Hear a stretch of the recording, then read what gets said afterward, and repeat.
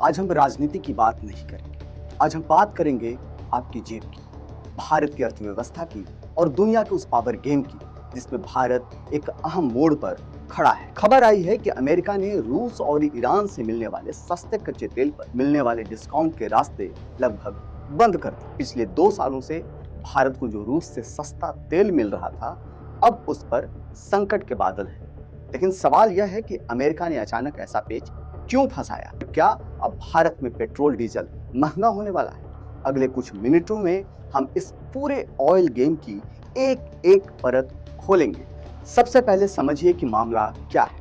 रूस यूक्रेन युद्ध के बाद पश्चिम में रूस पर पाबंदियां लगाई थी, लेकिन रूस ने भारत और चीन जैसे देशों को भारी छूट पर तेल बेचना शुरू कर दिया। भारत के लिए यह वरदान जैसा था, लेकिन अब अमेरिका ने अपनी नीतियों को सख्त कर दिया है। अमेरिका ने रूस के शैडो फ्लीट यानी वो जहाज जो चोरी छिपे तेल ढोते हैं और ईरान के बैंकिंग चैनलों पर शिकंजा कस दिया है। दरअसल अमेरिका का मकसद रूस की कमाई को रोकना है ताकि वह युद्ध न लड़ सके, लेकिन इसका सीधा असर भारत पर पड़ रहा है क्योंकि भारत अपनी जरूरत का एक बड़ा हिस्सा रूस से सस्ते दाम पर खरीद रहा था। अब जब डिस्काउंट खत्म होगा तो भारत को वही तेल बाजार भाव पर खरीदना पड़ेगा।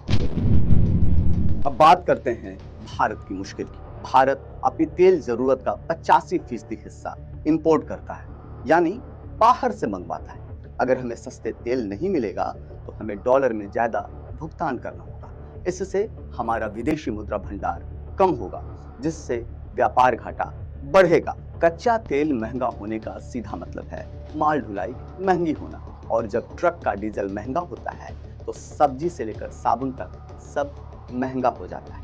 साफ है कि इससे देश में महंगाई बढ़ सकती है। भारत पहले ईरान से भी तेल लेता था, लेकिन अमेरिकी पाबंदियों के कारण वह रास्ता पहले ही कठिन था। अब अमेरिका ने उन छोटी कंपनियों पर भी बैन लगा दिया है जो ईरान से तेल लाने में मदद करती थी।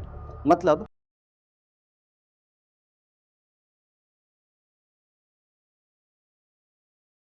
भारत का सबसे बड़ा व्यापारिक साझेदार है और रूस हमारा सबसे पुराना भरोसेमंद दोस्त। अमेरिका चाहता है कि भारत रूस पर अपनी निर्भरता कम करे। अमेरिका ने तेल की कीमतों पर एक प्राइस कैप लगा रखा। अगर कोई भी कंपनी उस तय कीमत से ज्यादा पर रूसी तेल खरीदते हैं तो अमेरिका उस पर प्रतिबंध लगा देता है। हाल के दिनों में अमेरिका ने कई ऐसे शिपिंग कंपनियों और जहाजों को ब्लैकलिस्ट कर दिया जो भारतीय बंदरगाहों पर तेल लेकर आ रहे थे। इससे डर का माहौल बन गया है और सप्लायर्स अब डिस्काउंट देने से हिचक रहे हैं। अब सवाल है कि भारत के पास क्या विकल्प है। ऐसे हालात में क्या भारत हार मान लेगा? बिल्कुल नहीं। भारत के पास कुछ विकल्प अब भी खुले हैं। भारत अब वापस सऊदी अरब, यूएई और इराक जैसे देशों से बातचीत बढ़ा रहा है, यानी मिडिल ईस्ट की तरफ वापसी के रास्ते खोल दिए। दिलचस्प बात यह है कि भारत अब खुद अमेरिका से भी तेल खरीद रहा है, मतलब कि अब अमेरिका से भी तेल आयात हो रहा है। केंद्र सरकार कोशिश कर रही है कि डॉलर के बजाय रुपये या किसी और करेंसी में भुगतान हो सके ताकि अमेरिकी बैंकिंग सिस्टम से बचा जा सके। सरकार की कोशिश है कि रुपये में व्यापार किया जा सके ताकि भारत की इकोनॉमी को बूस्ट मिले। दरअसल ये लड़ाई सिर्फ तेल की नहीं, ये दुनिया की महाशक्ति बनने की होड़। अमेरिका अपने नियमों को थोप रहा है, रूस अपनी अर्थव्यवस्था बचाने में लगा है और भारत के सामने चुनौती है अपनी जनता को महंगाई से बचाने की। आने वाले महीने भारत की विदेश नीति और पेट्रोलियम मंत्रालय के लिए अग्नि परीक्षा जैसी। क्या हम रूस से फिर कोई नई डील कर पाएंगे या फिर हमें महंगे तेल के लिए तैयार रहना होगा? इस पर हमारी नजर बनी रहेगी। फिलहाल इस विशेष के अंक में इतना ही। देश और दुनिया की तमाम बड़ी खबरों के लिए देखते रहिए ONOG न्यूज। मुझे दीजिए इजाजत। मेरा नाम है नीरज शर्मा। कैसा लगा ये वीडियो आप हमें जरूर बताइएगा।